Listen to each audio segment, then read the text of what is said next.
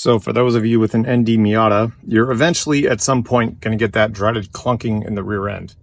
And as you can see, a lot of times the dealer will want to replace this whole unit, the aluminum and everything, all of it, right? But you can get a set of bushings from overseas for, including shipping, $415.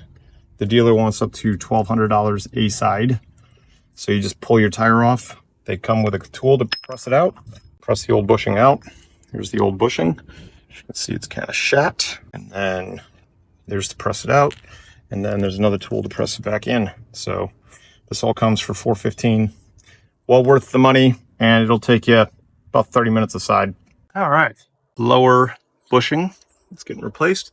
When you take this arm off, slide it back so you can get to it. Make sure that you use a permanent marker and mark, see my mark there, mark where that is on the adjuster, because otherwise you're gonna have to go get an alignment done.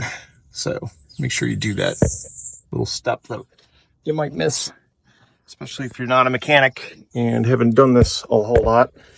There's the mark on the other side, if you could see it. Let's see if I can get a video in there.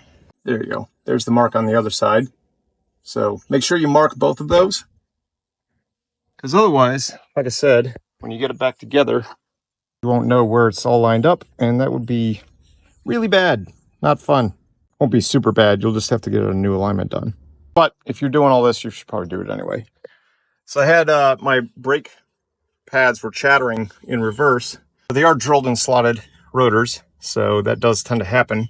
But I got my wheel off. Both bolts are not put back in the brake calipers, so I guess it happens. I mean, people make mistakes. I'm amazed that I've driven probably, oh boy, 8,000 miles and never had an issue other than them chattering in reverse. So I guess that's a testament to Mazda engineering. Thanks, Mazda. But yeah, sure you do that. I've already replaced the upper bushing in this area. So like I said, you've got this press, you got this kit. These are all the old ones. Got this nice little kit with tools to actually press out your bushings and press in the new ones. And the new bushings, which these are the old ones you can see are kind of dry rotted, cracked around the bushing and everything else like that. The new ones, if you take these in the mount and kind of wiggle them, they wiggle around quite a bit. The new ones are a hell of a lot stiffer. You can't really move them that much. So you can tell when you grab the tire when it was on, you could pull it back and forth and you could hear and feel the clunk. So that's a dead giveaway that you need those bushings replaced. Just doing the upper one here and then the lower one here. And then eventually I'll probably put in urethane bushings for everything else. But I did want to mix and match something not so stiff as urethane with the rubber ones on the top and the bottom. It's just a little bit nicer ride. So, and these should last pretty much forever. These things are built pretty well. So like I said, they're from the UK. If I can show you the box, performancebushes.com. Highly recommend them. If you're in the US, I'm here in St. Petersburg, Florida. It was $415 US. That included shipping and everything else to do both sides. And like I said, the dealer, they wanted almost $1,200 a side, and they were going to replace the whole unit. So this whole mount, the whole rear end, they were going to replace that whole thing. Don't do that. You can replace all these bushings as long as you got that press. And it's pretty easy and straightforward.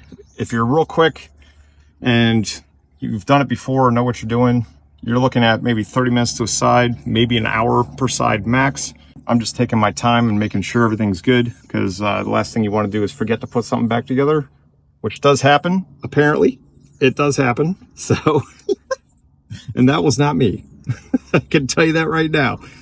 That was not me. So I try to pay attention to detail, but if you get in a hurry, it happens, man, especially if you're getting paid by the hour as a mechanic. You know, this is why I do like doing things myself, because A, I can, B, if you want something done right, you got to do it yourself. That's what the old adage is, and there's a lot of truth to it. So anyways, have a great day.